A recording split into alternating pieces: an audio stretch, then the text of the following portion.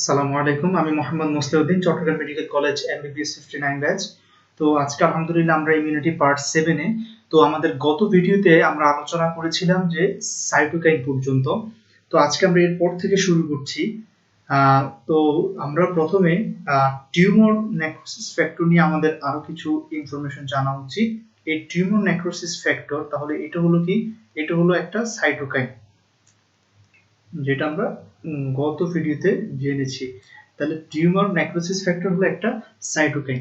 এখন এই tumour necrosis ফ্যাক্টরের ফাংশনগুলোর মধ্যে ডিপেন্ড করে ওর কনসেন্ট্রেশনের ভিত্তিতে টিউমার নেক্রোসিস ফ্যাক্টর কি কাজ করবে। যখন ওর কনসেন্ট্রেশনটা কম হবে, যখন টিউমার নেক্রোসিস ফ্যাক্টরের কনসেন্ট্রেশনটা কম হবে, তখন সে কি করবে, আমাদের যে ব্লাড ভেসেলস আছে এই ব্লাড ভেসেলস এর মধ্যে সে সিলেক্টিন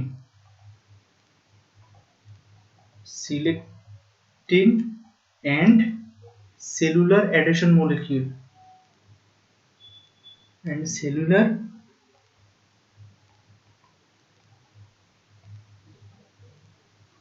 মলিকিউলকে এক্সপোজ করবে। হ্যাঁ, তাহলে এই দুটো যখন এক্সপোজ হবে তখন আমাদের ব্লাড ভেসেলসটা স্টিকি হয়ে যাবে। কার জন্য? মনোসাইট, নিউট্রোফিল এবং আদার্স লিউকোসাইটস এর জন্য। ফলে তারা এট দ্য সাইট অফ ইনফ্লামেশনে চলে আসবে ব্লাড ভেসেল থেকে বের হয়ে, অর্থাৎ ডায়াবেটিস হয়ে। ঠিক আছে, এই একটা কাজ সে করছে। এবং এই টিউমার নেক্রোসিস ফ্যাক্টরটা যখন তার আরেকটা কনসেন্ট্রেশন যখন তার বেশি হবে টিউমার নেক্রোসিস ফ্যাক্টরের, তখন সে যে কাজটা করবে, সে ব্লাড ভেসেলসকে লিকি করে দিবে। ব্লাড ভেসেলসকে সে লিকি और পারমিবল করে দিবে, মোর পারমিবল। ফলে এই যে ব্লাড ভেসেলস, সেখান থেকে যে ফ্লুইড পোর্শন সেগুলো এক্সিউটেড হয়ে হয়ে ইন্টারস্টিশিয়াল স্পেসে চলে আসবে। ঠিক আছে, ফলে ব্লাড প্রেশার ফল করবে, দেখা দিবে হাইপোটেনশন। ঠিক আছে, এই হাইপোটেনশন এটা একটা হাইপোটেনসিভ, যে আমাদের সার্কুলেটরি শক যেটা আমরা বলি, সেটার একটা কারণ এই টিএনএফটা। ঠিক আছে, তো এখন এই ক্ষেত্রে টিএনএফ এর আরেকটা ইম্পর্টেন্ট ফাংশন হলো যে টিএনএফটা এন্ডোজেনাস পাইরোজেন হিসেবে কাজ করে। Endogenous pyrogen. তো এই এন্ডোজেনাস পাইরোজেনটা তার কিভাবে এন্ডোজেনাস পাইরোজেন কাজ করে সেটা হলো, দেখেন আমাদের পাইরোজেন মানে কি, যেটা কি করতে পারে, ফিভার ইনডিউস করতে পারে। তো এই ফিভার ইনডিউসটা কিভাবে করবে দেখেন। এর আগে আমরা একটু বলি যে পাইরোজেন, ওকে, পাইরোজেন হচ্ছে দুইটা টাইপের। একটা হচ্ছে এক্সোজেনাস পাইরোজেন্স, আর একটা হলো এন্ডোজেনাস পাইরোজেন্স। পাইরোজেন হলো ওই কেমিক্যাল সাবস্টেন্স যেটা ফিভার ইনডিউস করে। ঠিক আছে, এখন এক্সোজেনাস পাইরোজেন হচ্ছে কি? এক্সোজেনাস পাইরোজেন হলো বিভিন্ন ফরেন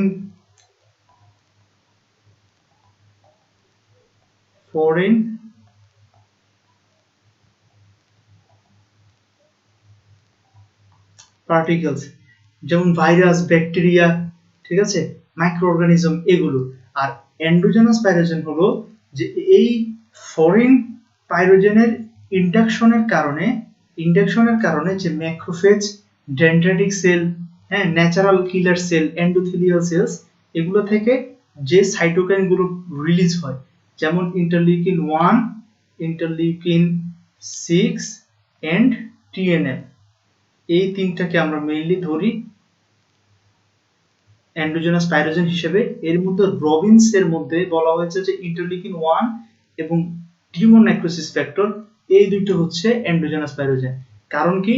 কারণ এই এখানে যেটা আছে ইন্টারলিউকিন 6 ও আসলে মেইন কাজ হচ্ছে সে অ্যাকিউট ফেজ প্রোটিন তৈরি করে, যেটা আমরা গত ভিডিওতে বলেছি, এই অ্যাকিউট ফেজ প্রোটিন তৈরি করে। ঠিক আছে, তো ইন্টারলিউকিন 1 এবং টিএনএফ ওরা কিভাবে ফিভার ইন্ডিউস করছে? ওরা ফিভার ইন্ডিউস করছে এইভাবে যে ধরুন এটা হলো হাইপোথ্যালামাসের আমাদের টেম্পারেচার রেগুলেটরি পয়েন্ট, এটা হাইপোথ্যালামাসের মধ্যে। এখন তার চারপাশে আদার্স নিউরনগুলো, অর্থাৎ হাইপোথ্যালামাসেরই অন্য নিউরনগুলো এখানে আছে।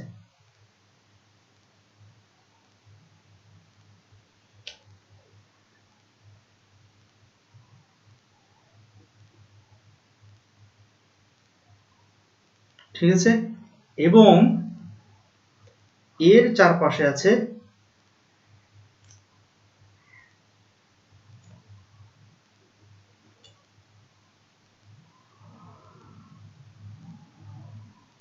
Blood vessels. ঠিক আছে, এখন দেখেন কোন এক জায়গায় ধরুন এখানে একটা এক্সোজেনাস পাইরোজেন আসলো, অর্থাৎ মাইক্রো অর্গানিজম ইনফেকশন করলো, ফলে এখানে থাকা ম্যাক্রোফেজ এবং ডেন্ড্রিটিক সেল এবং ন্যাচারাল কিলার সেল, অর্থাৎ ইনেট ইমিউনিটির সেলুলার কম্পোনেন্টগুলো ওরা কি রিলিজ করবে? বিভিন্ন সাইটোকাইন। তাহলে interleukin 1 and tumour necrosis factor. এখন এই ইন্টারলিউকিন 1 এবং টিউমার নেক্রোসিস ফ্যাক্টর ওরা ব্লাডে আসলো। ব্লাডে আসার পরে তাহলে ওরা কোন ব্লাডে আসলো? সিস্টেমিক সার্কুলেশনে ঢুকে ওরা আস্তে আস্তে ব্রেইনের ব্লাড ভেসেলস গুলাতে আসলো, অর্থাৎ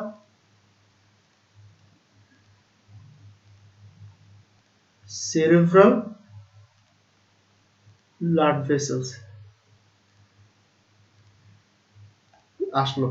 আসার পরে এখন দেখেন আল্লাহ তাআলা এই ব্রেইনের নিউরনের পাশাপাশি এখানে আরো কিছু কি সেল আছে আমাদের সাপোর্টিং সেল হিসেবে, অর্থাৎ ব্রেইনের যে ম্যাক্রোফেজ, হ্যাঁ ওর নাম কি? মাইক্রোগ্লায়া, তাই না? এগুলো এখন যেগুলো আঁকলাম এটা হলো মাইক্রোগ্লায়া, এবং এছাড়াও আরো সাপোর্টিং যে সেলগুলো আছে নিউরনের আশেপাশে। তো এই ইন্টারলিউকিন 1 এবং টিএনএফ ওরা এই ব্লাড ভেসেলসের এই যে এন্ডোথেলিয়াম আছে, এই যে এন্ডোথেলিয়াম, এই এন্ডোথেলিয়ামকে স্টিমুলেট করবে এবং এই ইন্টারলিউকিন 1 এবং টিএনএফ ব্লাড ভেসেলস থেকে যখন বের হয়ে এখানে আসবে ব্রেনের আশেপাশে, তখন ওরা এই সাপোর্টিং সেলগুলোকেও স্টিমুলেট করবে, সাপোর্টিং সেলগুলোকে। এখন সব সেলের সেল মেমব্রেন কি? ফসফোলিপিড। তো ওরা এই সেলকে যখন স্টিমুলেট করবে তখন এই এন্ডোথেলিয়াল সেলস এবং এই ব্রেনের সাপোর্টিং সেলগুলোর ফসফোলাইপেজ A2 এনজাইমটা স্টিমুলেট হয়ে ফসফোলিপিড থেকে অ্যারাকিডোনিক অ্যাসিড তৈরি হবে এবং একই সাথে স্টিমুলেটেড হবে সাইক্লোঅক্সিজেনেস এনজাইম কক্স, এবং এই কক্স গুলো কি করবে? অ্যারাকিডোনিক অ্যাসিড থেকে তৈরি করবে কি? প্রোস্টাগ্ল্যান্ডিন। কোনটা প্রোস্টাগ্ল্যান্ডিন? Prostaglandin E2। ঠিক আছে, এই প্রোস্টাগ্ল্যান্ডিন E2টা এই নিউরনগুলোকে স্টিমুলেট করবে, সে স্টিমুলেট করবে।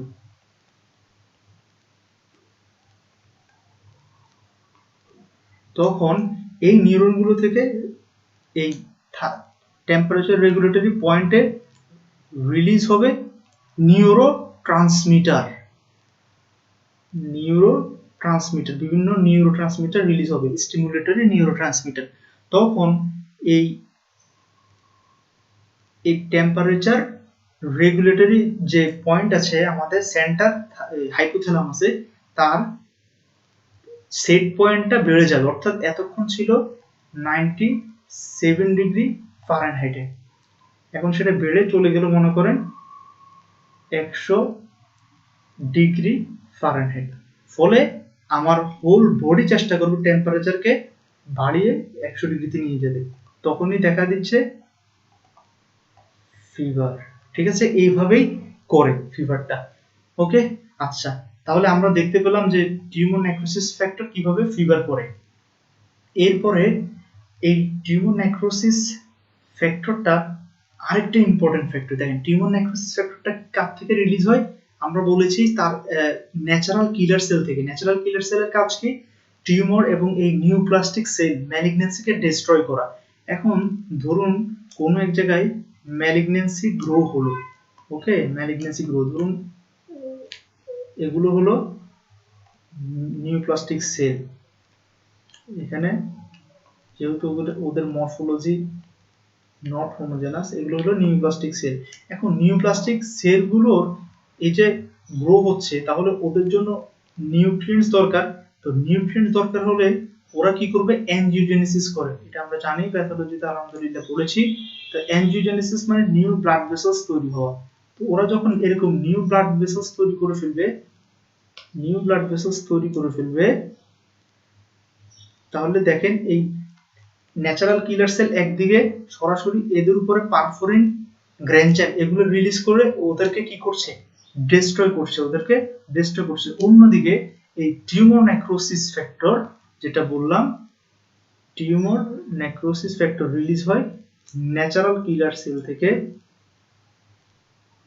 এটা হলো ন্যাচারাল কিলার সেল থেকে রিলিজ হলো। এই টিউমার নেক্রোসিস ফ্যাক্টর যখন ব্লাডে ঢুকে ও কি করবে? ও এখানে বিভিন্ন থ্রম্বাস ফরমেশন করতে পারে। ও থ্রম্বাস ফরমেশন করার ক্যাপাবিলিটি আছে ওর।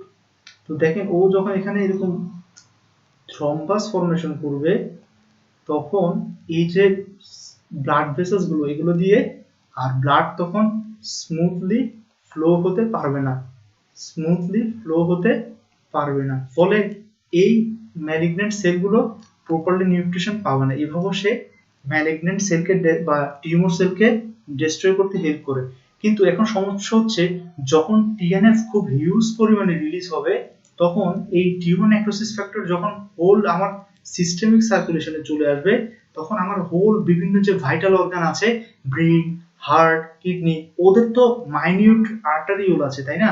ওই আর্টারিওলও সে কি করবে? এরকম থ্রম্বোসিস তৈরি দিতে শুরু করবে, কারণ তার তো নেচারই এটা। তখন কি হবে? ওই ভাইটাল অর্গানগুলো ইস্কেমিয়া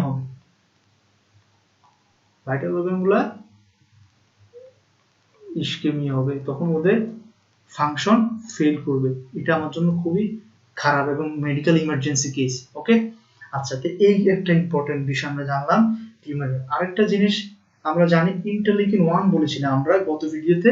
আমাদের আরেকটা জিনিস জানতে হবে যে ইন্টারলিউকিন 1, এই ইন্টারলিউকিন 1টা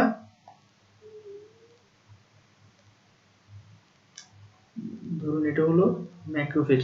তাহলে এই ম্যাক্রোফেজের মধ্যে আল্লাহ তাআলা একটা মাল্টি প্রোটিন কমপ্লেক্স দিয়ে দিয়েছেন, সেটাকে আমরা বলি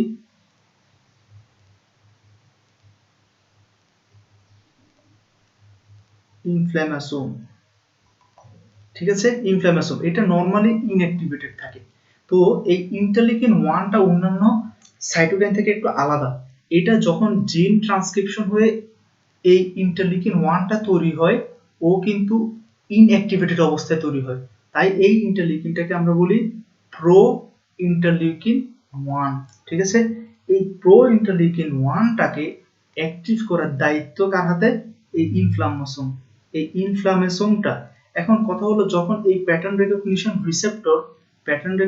রিসেপ্টর যখন কোনো একটা মাইক্রো অর্গানিজমের সাথে বা অ্যান্টিজেনের সাথে বাইন্ড হয়, তখন তার তো এই সিগন্যালিং পাথওয়ে এসে নিউক্লিয়াসে ইন্টারলিউকিন 1 বা আদার সাইটোকাইনের জিনকে অ্যাক্টিভ করলো, একই সাথে সে এই ইনফ্লামেশন এই প্যাটার্ন রেকগনিশন রিসেপ্টরের আরেকটা সিগন্যাল এসে ইনফ্লামেশনকেও অ্যাক্টিভ করে দেয়।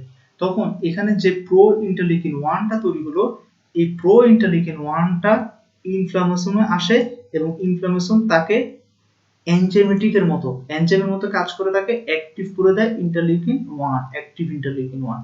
তারপরে সে সেলে বাহিরে রিলিজ হচ্ছে এবং তার ইফেক্টটা শো করছে এই ইন্টারলিউকিন 1।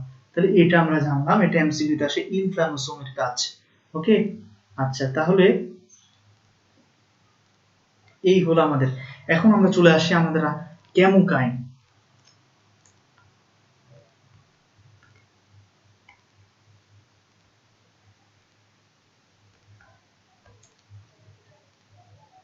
তাহলে কেমোকাইন্স কি? এই কেমোকাইন্স কথাটাকে ভাঙলে আমরা দুইটা টার্ম পাবো। একটা হচ্ছে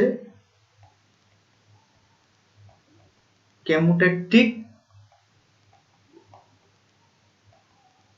সাইটোকাইন। তাহলে কেমোকাইন হলো এক ধরনের সাইটোকাইন যার কেমোট্যাক্সিস করার ক্যাপাবিলিটি আছে। কাকে কেমোট্যাক্সিস করবে?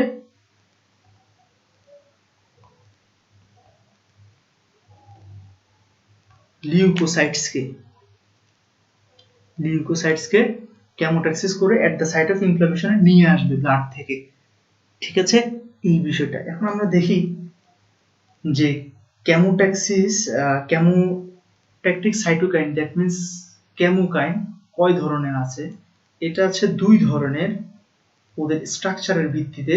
যাদের স্ট্রাকচারে, এখন বলে রাখি যে কেমোকাইন এই পর্যন্ত 50টা কেমোকাইন আবিষ্কার হয়েছে এই পর্যন্ত, এবং প্রত্যেকটা কেমোকাইন, এক একটা কেমোকাইনে 68 থেকে 120টা অ্যামাইনো অ্যাসিড আছে, অর্থাৎ এগুলো একটা স্মল প্রোটিন। ঠিক আছে, তো যে কেমোকাইনগুলোর স্ট্রাকচারে দুইটা সিস্টিনের মাঝখানে অন্য আরেকটা কি থাকে, অ্যামাইনো অ্যাসিড দিয়ে দুইটা সিস্টিন অ্যামাইনো অ্যাসিড আলাদা থাকে, ওরা হলো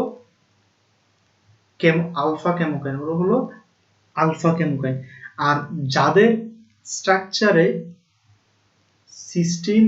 দুইটা সিস্টিনের মাঝে অন্য কোনো অ্যামাইনো অ্যাসিড নাই, হ্যাঁ, ওরা হলো বিটা কেমোকাইন। তাহলে কেমোকাইন দুই ধরনের, alpha chemokine and beta chemokine. এখন আলফা কেমোকাইন, তাহলে আলফা কেমোকাইন থেকে দুটো জিনিস জানতে হবে আমাদের। একটা হলো সোর্স, কে তৈরি করে আলফা কেমোকাইনটা তৈরি করবে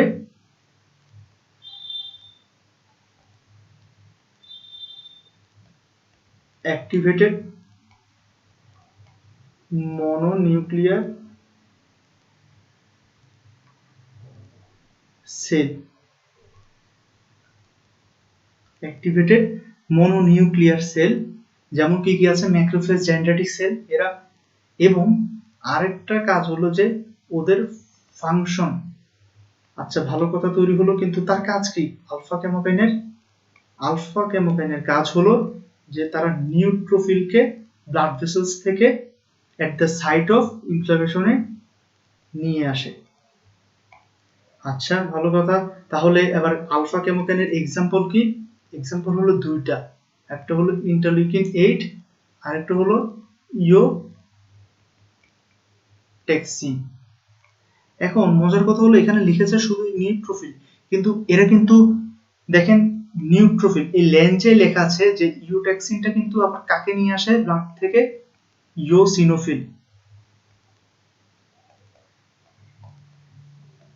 ইওসিনোফিলকেও সে নিয়ে আসে। ঠিক আছে, তো এই বিষয়টাও হয় এখানে। আর ইন্টারলিউকিন 8টা মূলত হচ্ছে পটেন্ট কেমো অ্যাট্রাক্ট্যান্ট ফর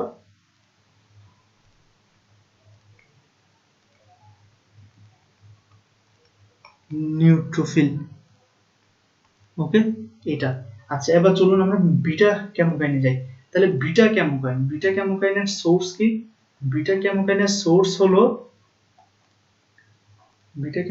সোর্স হলো যে আমাদের অ্যাক্টিভেটেড টি সেল।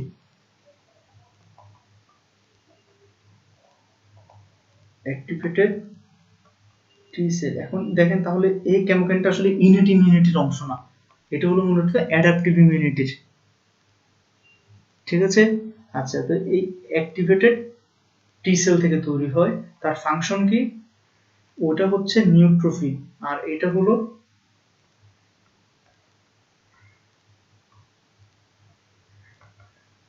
মনোসাইটস থেকে।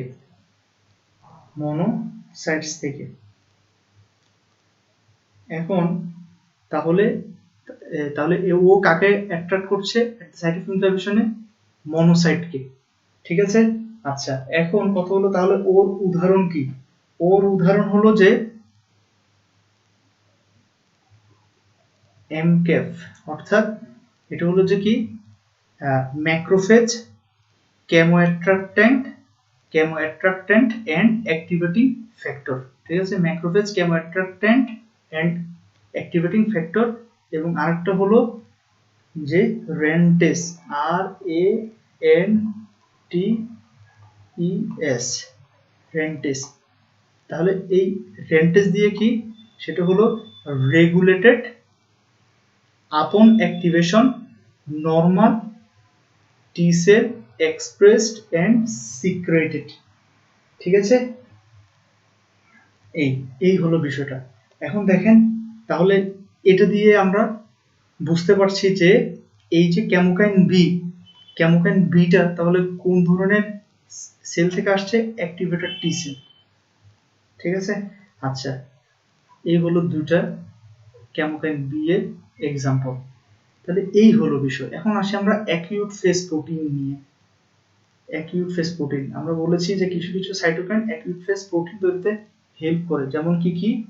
যেমন হলো যে ইন্টারলিউকিন 1, তারপরে হচ্ছে যে ইন্টারলিউকিন 1 এবং ইন্টারলিউকিন 6, এরা কি করে? অ্যাকিউট ফেজ প্রোটিন তৈরিতে হেল্প করে। তো অ্যাকিউট ফেজ প্রোটিনটা কি? এই ইন্টারলিউকিন 1 এবং এই ইন্টারলিউকিন 6 ওরা লিভারে যাবে, ব্লাডের মাধ্যমে গিয়ে লিভারের হেপাটোসাইটকে স্টিমুলেশন করলে সেখান থেকে তৈরি হবে এই acute phase protein. Acute phase protein অনেকগুলো আছে, এর মধ্যে রবিনস এবং ল্যাঞ্জে যেগুলোকে গুরুত্ব দেওয়া হয়েছে সেটা হলো সি রিঅ্যাক্টিভ প্রোটিন, এটা একটা, এবং ফাইব্রিনোজেন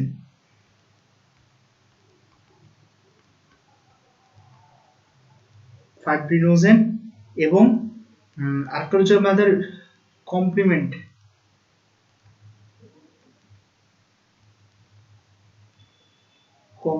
প্রোটিন, আরেকটা হলো যে সিরাম অ্যামাইলয়েড এ, মান্নান বাইন্ডিং লেকটিন প্রোটিন। হ্যাঁ, আরেকটা হলো যে আমাদের ফেরিটিন।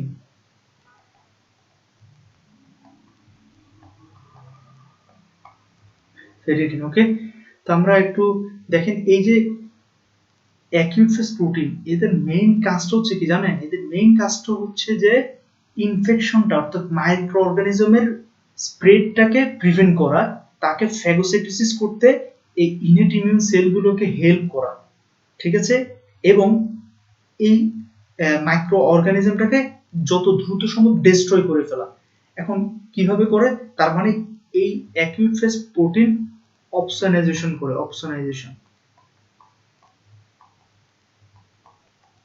ম্যাক্রোফেজ ডেনড্রাইটিক সেল, ঠিক আছে, এদেরকে ফ্যাগোসাইটোসিস করতে হেল্প করে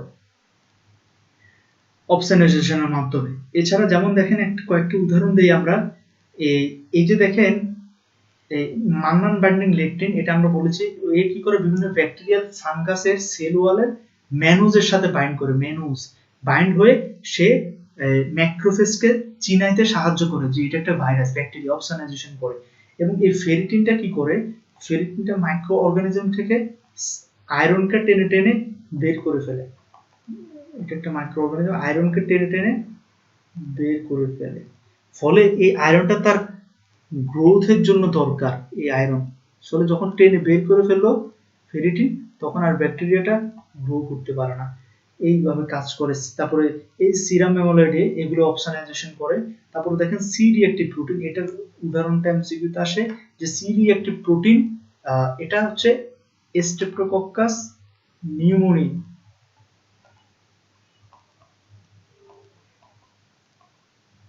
স্ট্রেপ্টোকক্কাস নিউমোনিয়ার সেল ওয়ালে, হ্যাঁ, সেল ওয়ালের সাথে অ্যাটাচড হয় সি রিঅ্যাক্টিভ প্রোটিনটা, হয়ে সে অপসোনাইজেশন করতে সাহায্য করে।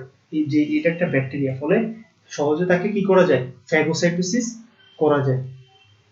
এই তাহলে এই গেল সিরাম সি রিঅ্যাক্টিভ প্রোটিনটা স্ট্রেপ্টোকক্কাস নিউমোনির সেল ওয়ালের সাথে অ্যাটাচড হয়ে অপসোনাইজেশন করায়। ঠিক আছে।